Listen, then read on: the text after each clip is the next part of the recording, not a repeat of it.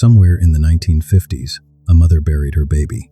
She dressed the small body carefully. She said goodbye. She watched the coffin go into the ground. She carried that grief home, and she carried it for the rest of her life. What she did not know, what nobody told her, was that her government had already been there, before the burial, before the goodbye, before she had finished crying. They had taken the bones. Through a clandestine global network, agents collected tissue samples, bones, and even entire limbs from recently deceased babies and young children without permission, without notice, without compassion. More than 1,500 grieving families unknowingly became part of this program. The United States government called it Project Sunshine. They named it after sunlight because they said nuclear fallout was everywhere, as unavoidable, as invisible, as inescapable as the sun itself.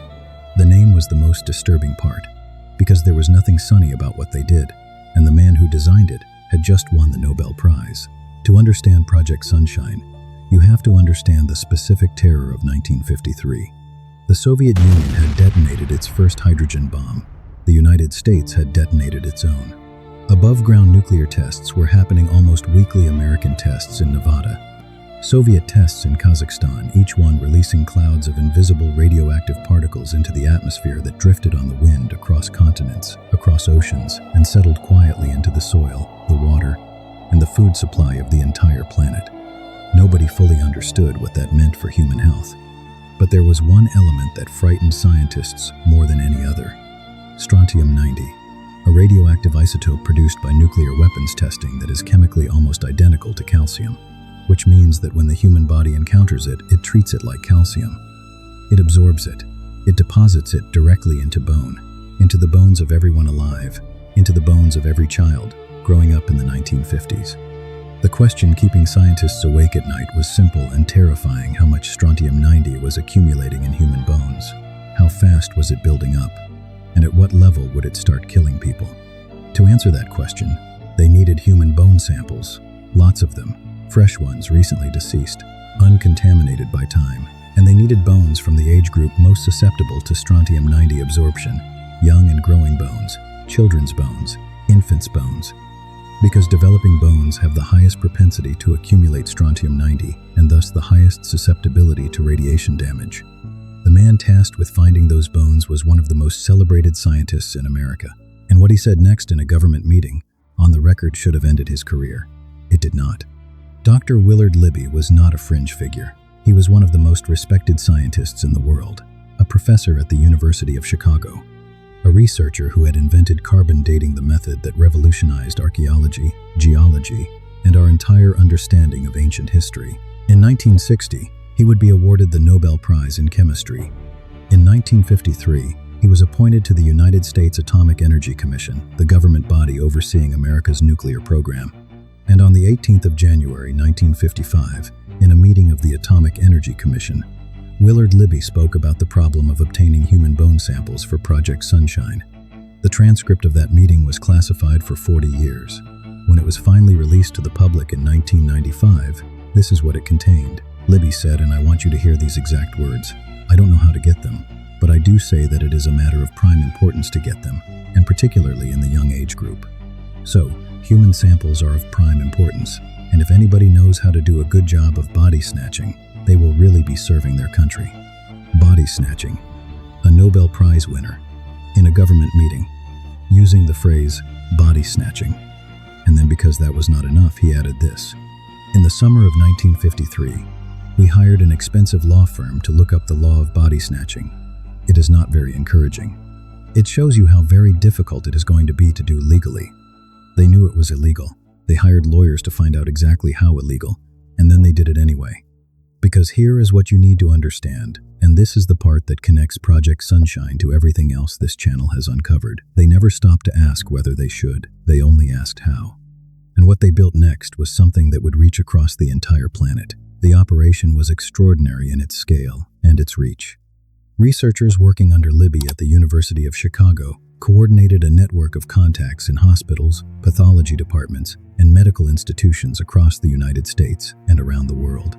These contacts were given one instruction: obtain human bone samples from the recently deceased, particularly infants and young children, as discreetly as possible. They were told specifically not to disclose the nature of the research being conducted. They were told specifically not to obtain permission from the families of the deceased. More than 1,500 cadavers, many of them babies, were gathered from half a dozen countries, from Europe to Australia, Britain, Canada, Hong Kong. Samples collected quietly, without announcement, without record keeping that would survive public scrutiny, and shipped to the United States for analysis. Vancouver General Hospital in Canada alone provided at least 127 human bone samples in a single year. The project's annual report listed a specific doctor in the pathology department as the local collection site contact. In meeting transcripts, researchers discussed their supply chains with the clinical detachment of warehouse managers. One document shows researchers lamenting that their supply of stillborns had been cut off. Another shows government officials creating elaborate cover stories about natural radiation studies to explain why they needed tissue samples. The families knew nothing. The mothers who had dressed their babies for burial, the fathers who had carried small coffins, the parents who had spent years carrying their grief. None of them were told. None of them were asked. None of them knew that the body they had buried was not intact. And for 40 years, none of them would find out. But the discovery, when it finally came, did not come from inside the government. It never does. In 1998, 45 years after Project Sunshine began, a British newspaper broke the story. The Observer reported that British scientists had participated in the program.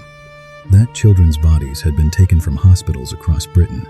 That bones and body parts had been removed without parental consent and shipped to the United States for nuclear research. Australia launched an investigation. Hong Kong launched an inquiry. The governments of multiple countries suddenly had to confront the question of what had been done to the children of their citizens. But the most devastating detail in the entire story was not the scale. It was not the number of samples. It was a single document, a staff memo from the 1995 Advisory Committee on Human Radiation Experiments that contained 3 words. 3 words that described the relationship between the researchers and the families of the children whose bones they took. The Advisory Committee concluded that researchers employed deception in the solicitation of bones of deceased babies from intermediaries with access to human remains.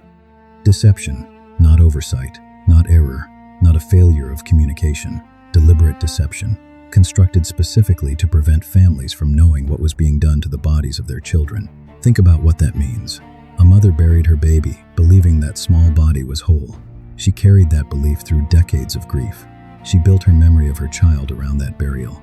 And somewhere, in a laboratory at the University of Chicago, a fragment of that child's bones sat in a sample container with a number on it.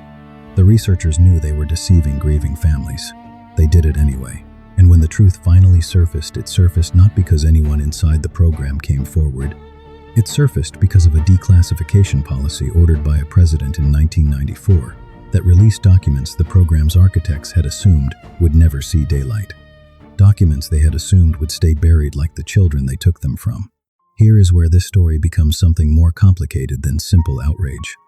The research that came from Project Sunshine, the strontium-90 data, collected from those 1,500 bone samples, contributed significantly to the body of evidence that led to the Partial Nuclear Test Ban Treaty of 1960.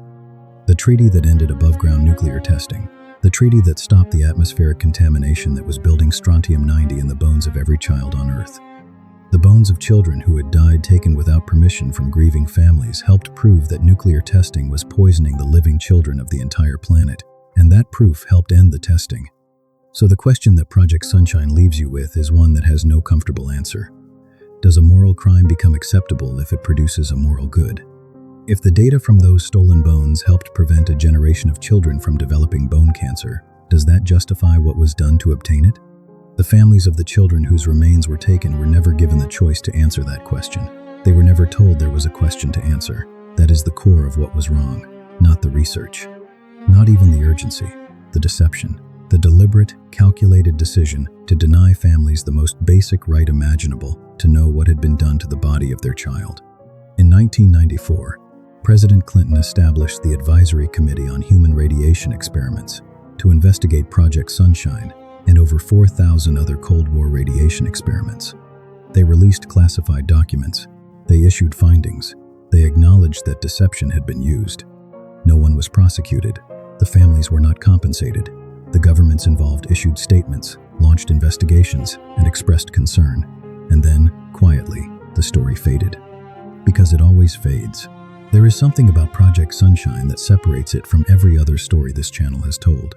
MKUltra experimented on living people. The Tuskegee study watched living people die. Unit 731 conducted experiments on living prisoners.